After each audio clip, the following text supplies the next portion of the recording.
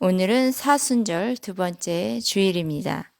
예수님께서 고난 받으신 말씀을 묵상하면서 매일 중보 기도함으로 경건한 생활에 조금이라도 참여하는 사순절 기간 되기를 바랍니다. 오늘은 믿음의 조상이라 불리는 아브라함과 관련된 이야기를 나누려고 하는데요. 하나님은 아브라함을 75세의 갈대아 우르라는 지역에서 불러내십니다. 부르실 때에 아브라함에게 너는 복이 될지라는 약속의 말씀을 주시면서 약속의 땅인 가나안 땅으로 인도하십니다. 가나안 땅에서 아브라함은 약속의 말씀이 이루어질 것을 믿음으로 바라며 그의 인생 여정에 함께 하신 하나님, 그 하나님을 경험합니다. 아브라함은 99세가 되었을 때 하나님의 약속에 대한 의구심이 들었어요. 그래서 여종에서부터 난 이스마엘을 통해 약속을 이루고자 하는 그런 아브라함이었어요. 그런 아브라함에게 하나님이 나타나십니다.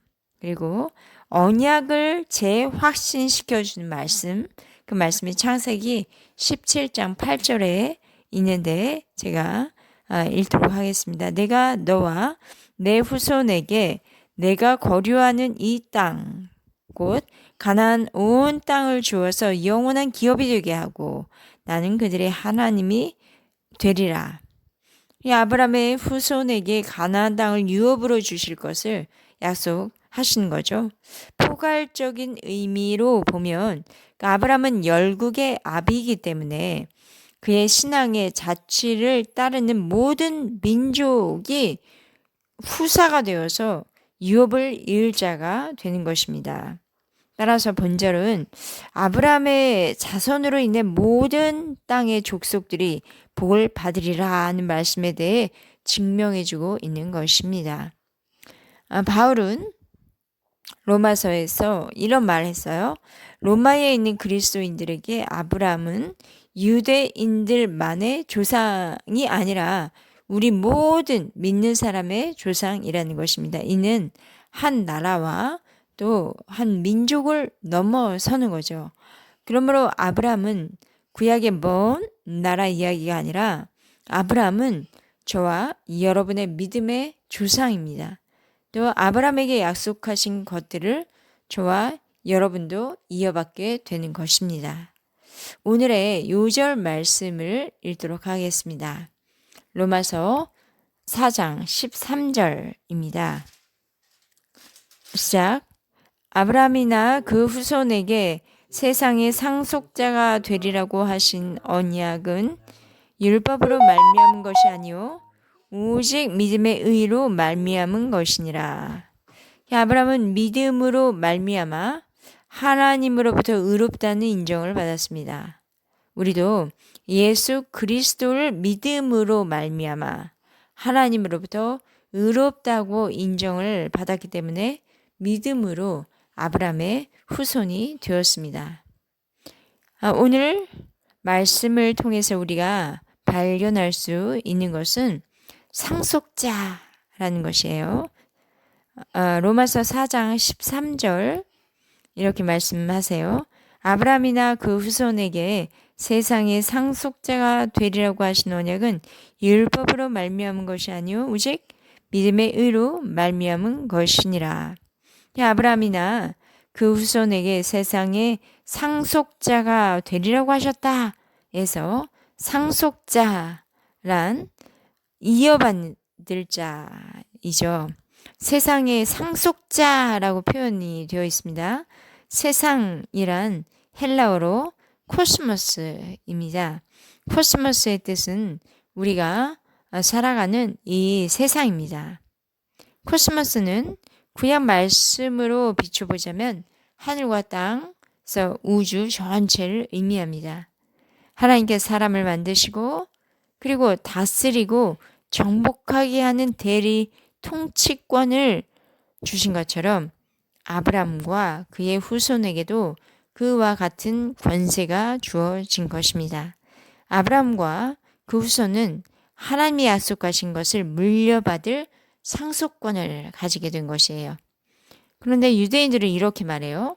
우리는 혈통적으로 아브라함의 후손이라서 우리만 상속자다. 또 모세를 통해서 주신 율법이 우리에게이기 때문에 우리는 상속자다. 그러니까 자신들만 하나님의 유업을 물려받을 상속자라고 하는 것이죠. 그런데 상속자가 되는 것은 이런 율법에 의한 것이 아니라 바울은 선포하고 있습니다. 왜냐하면 하나님께서 아브라함과 언약을 맺으셨지만 하나님이 아브라함에게 율법을 주신 것은 아니었죠. 율법은 아브라함 이후에 모세를 통해서 온 것입니다.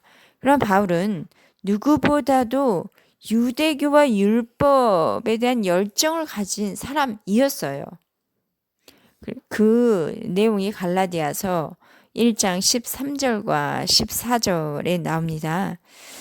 내가 이전에 유대교에 있을 때에 행한 일을 너희가 들었거니와 하나님의 교회를 심히 박해하여 멸하고 또 내가 내 동족 중에 여러 연갑자보다 유대교를 지나치게 믿어 내 조상의 전통에 대하여 더욱 열심히 있었으나 그런데 바울은 예수님을 만나고 단 뒤에 깨달은 것이 있어요. 아브라함의 언약을 이어받는 것, 아브라함에게서 나온 언약, 하나님이 아브라함에게 주신 그 언약을 이어받는 것은 율법으로 말미암아 이루어진 것이 아니라는 것이죠. 율법이 아니라 믿음의 의로 말미암아 상속자가 되는 것입니다. 자, 상속자가 되기 위해서 만약에 율법을 완전하게 지켜야 한다면 율법을 완전하게 지킬 수 있는 사람 어디 있나요? 누구보다 조금 더 잘 지켰다. 그 정도 말고요. 하나님 앞에서 완전하게 지킬 수 있다고 자신할 수 있는 사람 있을까요? 우리가 의롭게 되는 것은 오직 믿음으로 되는 것입니다.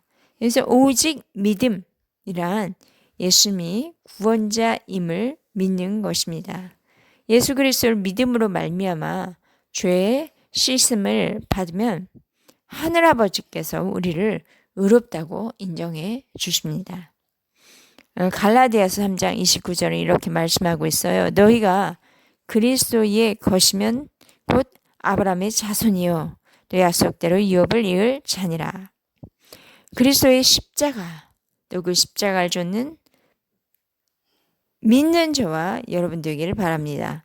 오직 믿음으로 의롭다고 인정받는 성도들이 상속자가 되는 것이에요. 14절 읽어볼까요? 만일 율법에 속한 자들이 상속자이면 믿음은 헛것이 되고 약속은 파기되었느니라. 율법에 속한 사람들이란 율법의 행위로 의롭게 되려 하는 자들 또는 율법의 체계에 종속된 사람들입니다. 율법의 행위, 그러니까 육체의 행위로 의롭다 여김 받고 싶은 사람들이 있었다는 것이죠. 바울의 또 다른 표현에 의하면 이것은 율법의 종로로 타는 사람들입니다. 곧 종의 멍에를 맨 사람들입니다. 진짜로 율법으로 의롭게 될 수 있다면 믿음으로 의롭게 된다는 것과는 아무런 연관성이 없어요. 그리고 또 하나님의 언약도 파괴되는 거예요. 없었던 것이 되는 것이죠. 불교에서는 이렇게 말해요. 참 선을 행하면 신의 경지에 이를 수 있는 것 아닌가? 그래서 유대주의자들도 이와 같이 율법의 어떤 행실을 통해 의롭게 될 수 있다고 생각하는 것과 같다고 할 수 있죠. 그런데 교회에서도 율법의 행위로 스스로 의롭게 될 수 있다고 믿는 사람들이 있습니다.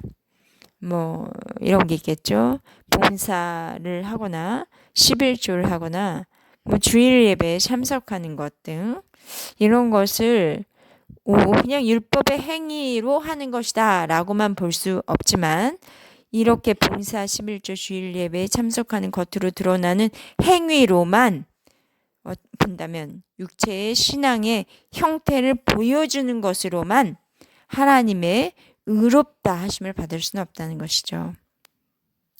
이런 사람들은 마음에 전혀 믿음이 없는 사람들이 있어요. 이런 사람들은 성경에서는 믿음으로 시작해서 육체로 끝을 맺으려는 사람들이다 라고 표현하고 있습니다. 마음에는 예수님의 십자가가 없는데 겉으로 드러나는 육체 행위로 신앙을 보여주고 나타내서 인정받고 축복받으려는 사람입니다. 15절 보면 율법은 진노를 이루게 하나니 율법이 없는 곳엔 범법도 없느니라. 율법은 행위의 완전함을 요구합니다. 그러나 인간은 완전해질 수 없는 죄인에 불과하죠. 율법은 인간을 정죄하고 저주를 선포합니다. 따라서 인간 편에서 볼 때는 율법은 구원을 위한 것이 아니라 정죄와 저주의 근거로 기능할 뿐이에요. 율법에 종된 사람, 그런 사람은 정죄를 받고 자기만 정죄받는 것이 아니라 또 다른 사람을 정죄하고 저주합니다. 그래서 바울은 율법을 받은 모세의 직분에 대해서 뭐라고 설명했냐면 정죄의 직분이라 표현했어요. 바울은 그리스도께서 십자가 지신 것은 율법의 저주를 담당한 것이다 선포했습니다. 이런 의미에서 율법은 인간들을 위해 의를 이룰 수는 없고 하나님의 약속도 성취시킬 수가 없습니다. 그러면 어떻게 하나님의 약속이 성취되어지고 어떻게 의를 이룰 수 있을까요? 오직 믿음으로 의롭게 되어서 하나님의 상속자가 되는 것입니다. 저와 여러분이 오직 믿음으로 의롭게 되어 하나님의 상속자가 되기를 바랍니다. 그러면 하나님의 상속자가 되려면 두 번째, 믿음에 속한 사람이 되어야 합니다. 16절 보시겠습니다. 시작. 그러므로 상속자가 되는 그것이 은혜에 속하기 위하여 믿음으로 되나니 이는 그 약속을 그 모든 후손에게 굳게 하려 하심이라. 율법에 속한 자에게뿐만 아니라 아브라함의 믿음에 속한 자에게도 그러하니 아브라함은 우리 모든 사람의 조상이라. 상속자가 되는 것은 믿음으로 되는 것이다 말씀드렸죠. 근데 믿음으로 상속자가 되는 것은 은혜에 속한 거예요. 그렇죠. 믿음으로 상속자가 되는 것은 은혜, 하나님의 은혜로 되는 것이에요. 즉 어떤 거냐면 나 같은 죄인이 믿음으로 말미암아 의롭다고 인정을 받아서 상속자가 되는 것이 이것이 바로 하나님의 은혜입니다. 이 믿음은 아브라함의 믿음에서부터 근거해서 있었어요. 그렇다면 아브라함이 믿는 하나님은 어떤 분이셨을까요? 17절입니다. 기록된 바 내가 널 많은 민족의 조상으로 세웠다 하신과 같으니 그가 믿은 바 하나님은 죽은 자를 살리시며 없는 것을 있는 것으로 부르시는 이 신이라. 많은 민족의 조상으로 세우셨다는 것은 아브라함이 하나님을 믿는 모든 다양한 사람들의 조상이 되었다는 것이에요. 그러니까 유대인이 아닌 저와 여러분 유대인이 아니죠. 이런 저와 여러분도 예수님을 구세주로 믿을 그 믿음을 보시고 아브라함의 후손으로 하나님께서는 삼아 주신 거죠. 아브라함이 믿는 하나님은 죽은 자를 능히 살리시는 기적의 하나님이에요. 없는 것을 있는 것으로 부르시고 무에서 유를 창조하시는 창조주 하나님이세요. 하나님은 우리를 살리십니다. 우리는 죽은 죄로 말미암아 허물로 말미암아 죽은 자와 방불한 그런 아주 절망스러운 존재였습니다. 그런데 하나님이 죄와 죽음에서 우리를 건져 주시고 생명의 주가 되셨습니다. 절망스러운 존재인 우리를 살려 주셨습니다. 하나님은 오늘도 우리를 위해서 무에서 유를 창조하십니다. 현재도 창조하고 계세요. 아무것도 없는 것에서 불가능에서 가능으로, 절망에서 소망으로 이끌어 주십니다. 아멘. 18절 읽겠습니다. 아브라함이 바랄 수 없는 중에 바라고 믿었으니 이는 내 후손이 이 같으리라 하신 말씀대로 많은 민족의 조상이 되게 하려 하심이라. 아브라함은 자기 아내 사라가 잉태할 수 없다는 것을 잘 알고 있었습니다. 그는 하나님 앞에 당시에 따지듯이 말했어요. 나의 상속자는 나의 종인 엘리에셀이 될 것이에요. 이거 하나님의 약속과는 무관한 것인데 자기는 그렇게 생각하고 싶다는 것이죠. 이렇게 따지는 그에게 하나님이 나타나셨어요. 그래서 하시는 말씀이 창세기 15장 5절 말씀인데 아브라함의 자손을 하늘의 별과 같이 셀 수 없을 만큼 많이 번성하게 하실 것이다. 그렇게 말씀하셨을 때 아브라함이 무엇이라 대답했을까요? 그냥 믿었습니다. 사라는 90세가 되어 갈 때까지 한 번도 임신한 적이 없었고요. 이제는 임신할 능력을 잃어서 없어서 아이를 가질 수 없는 불임의 상태가 되었습니다. 아브라함은 자신은 자녀를 생산할 능력이 있었을 수도 있는데 사라가 아이를 임신할 수 없는 상태였다는 거죠. 그러나 그런 중에서 아브라함은 하나님께서 약속하신 말씀, 내 후손이 하늘의 별과 같을 것이다. 그 말씀을 그대로 믿은 것입니다. 그대로 받아들인 것이에요. 아브라함은 바랄 수 없는 것을 바라는 믿음. 그것은 물리적으로는 불가능한 일을 가능한 것이라 믿고 기다렸습니다. 이와 같이 십자가에 달려 죽으신 예수님이 다시 살아나는 것은 어떻게 보면 절대적으로 가능한 일이 아니죠. 그러나 하나님께서 십자가에 죽으시고 장사된 지 사흘 만에 다시 살리셨습니다. 오늘 우리에게도 아브라함의 믿음이 필요합니다. 바랄 수 없고 생각할 수 없는 상황에서도 믿는 자에게는 능히 하지 못할 일이 없다는 그 믿음이 우리에게 필요합니다. 마가복음 9장 23절에 예수님께서 이렇게 말씀하세요. 할 수 있거든이 무슨 말이냐? 믿는 자에게는 능히 하지 못할 일이 없느니라 하시니. 19에서 22절까지 말씀입니다. 시작. 그가 100세나 되어 자기 몸이 죽은 것 같고 사라의 태가 죽은 것 같음을 알고도 믿음이 약하여지지 아니하고 믿음이 없어 하나님의 약속을 의심하지 않고 믿음으로 견고하여져서 하나님께 영광을 돌리며 약속하신 그것을 또한 능히 이루실 줄 확신하였으니 그러므로 그것이 그에게 의로 여겨졌느니라. 아브라함은 믿을 수 없는 상황에서도 믿음이 약해지지 않았습니다. 현재 불가능한 상황만 생각하지 않았습니다. 그가 바라고 원하고 기도하던 하나님이 주신 약속을 의심하지 않고 계속 믿고 간직하며 상상했어요. 어떻게 그 약속의 말씀이 이루어질 줄을 가슴으로, 영으로, 마음으로 막 펼치면서 상상했습니다.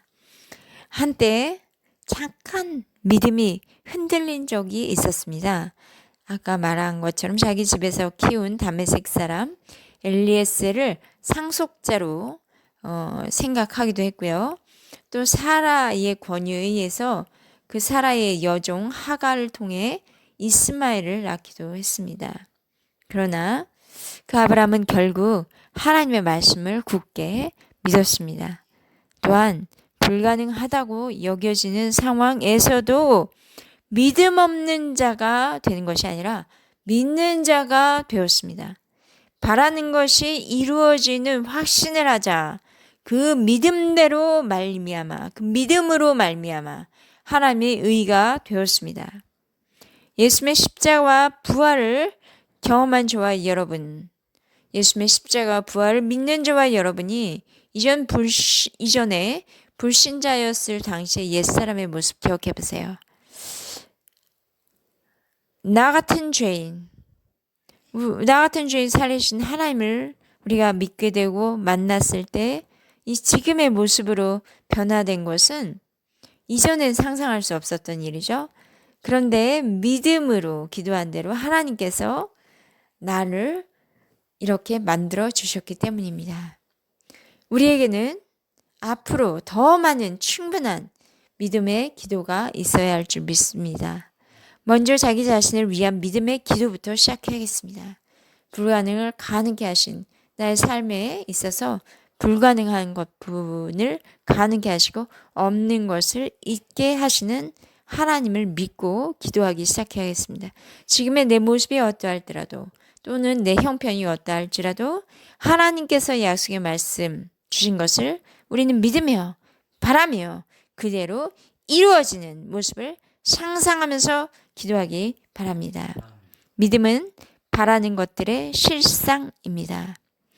우리가 기도하는 영혼들도 있죠. 변화되기 바라는 영혼들, 또 가족, 친지들이 있고요. 교회, 한국교회, 또 나라와 북한, 열방의 많은 믿음의 상속자들이 일어나게 하실 것을 바라고 소망함으로 믿음이 견고해져 하나님께 영광 돌리기를 기도합니다. 세 번째입니다. 의로 여김을 받을 우리들. 창세기 15장 6절 보시면 이런 말씀이 있어요. 아브라함이 여호와를 믿음이 여호와께서 그의 의로 여기시고 라고 말씀하시므로 아브라함은 믿음으로 의롭다고 인정받았습니다. 그래서 오늘 본문에 23절과 4절 보시면 같이 읽어볼까요? 시작. 그에게 의로 여겨졌다 기록된 것은 아브람만 위한 것이 아니오 의로 여기심을 받을 우리도 위함이니 곧 예수 우리 주를 죽은 자 가운데에서 살리신 이를 믿는 자니라. 아브람이 하나님을 믿은 것처럼 우리도 십자가에 달려 죽으신 예수님을 죽은 자 가운데 다시 살리신 하나님을 믿는 것입니다. 우리는 하나님께서 우리의 죄 때문에 독생자 예수 그리스도를 보내어 주신 것을 믿습니다. 또 하나님께서 우리의 모든 죄를 대신 짊어지고 십자가에 죽으신 예수님을 믿습니다. 하나님께서 죽으신 예수님을 다시 살려주셨음을 믿습니다. 그리고 마지막 때, 우리 종말의 때 예수님의 다시 오심을 믿는 사람들은 의롭다 인정받을 것을 우리는 믿습니다. 사순절을 지금 지내면서 우리가 기억하고 묵상해야 할 것이 있죠. 예수님께서 내가 져야 할 십자가를 대신 지셨다는 것이에요. 내가 지은 죄로 인해 내가 형벌받아야 하는데 내가 형벌받는 것이 아니라 나를 대신해서 예수님께서 모든 형벌을 십자가에 대신 짊어 주셨음을 기억하면서 그 은혜에 감사하며 지내고 있는 기간입니다. 사순절 기간에 기도하면서 이런 내용으로 기도했으면 좋겠습니다. 하나님, 나의 죄를 보여주세요. 나의 실체를 알게 해주세요. 내가 나를 속이는 부분이 있어요. 그럴듯하게 속이는 것이죠. 그러나 사람들과 비교해서 나 이 정도는 괜찮은 사람이야. 아이고 저기 저 저주받아야 인간보다는 좀 낫잖아. 괜찮아. 라면서 죄를 그냥 그대로 더러운 죄를 뒤집어 쓰고 지내던 것들을 우리 기도할 때에 하나님께서 성령 하나님께서 다 보여주시기를 기도하며 주 앞에 나아가기를 기도합니다. 그러면 나의 죄를 대신 해서 십자가에서 달리셔 대신 짊어지고 가신 예수님이 보이게 될 것입니다. 그리고 속죄를 경험할 것입니다. 내 죄를 대신 지셨다는 것은 우리의 모든 죄를 예수님에게 전가한 것입니다. 예수님께서 내 모든 죄를 지셨기 때문에 내 죄 문제가 해결된 것입니다. 25절 말씀 읽겠습니다. 시작. 예수는 우리가 범죄한 것 때문에 내줌이 되고 또한 우리를 의롭다 하시기 위하여 살아나셨느니라. 우리의 죄를 위하여 죽으신 예수님께서 우리를 의롭다 하시기 위하여 살아나셨다고 표현하고 있어요. 하나님은 죽은 자를 살리시는 분이십니다. 죄로 말미암아 영원히 죽을 수밖에 없던 우리를 위해 예수님이 이 땅에 오셨고 우리의 죄를 대신 짊어지고 죽으셨습니다. 하나님께서 우리를 의롭다고 하시기 위해서 예수님을 다시 살리셨습니다. 우리의 죄의 문제가 해결되고 의롭다 인정을 받았기 때문에 우리는 하나님의 상속자가 될 수 있습니다. 오늘 말씀을 통해서 우리가 기억해야 할 것은 이것입니다. 율법의 행위가 아닌 믿음으로 의롭다 인정을 받고 상속자가 된 것처럼 우리가 믿는 것은 우리의 죄를 위해서 죽으신 예수님을 믿는 것입니다. 또 죽은 예수님을 다시 살리신 창조주 하나님을 믿는 것입니다. 하나님은 지금도 우리의 창조주시요 죽은 자를 살리시며 없는 것을 있는 것으로 부르십니다.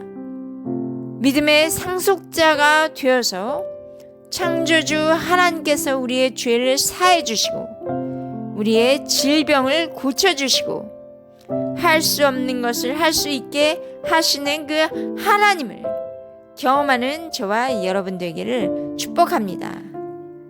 네, 기도하시겠습니다.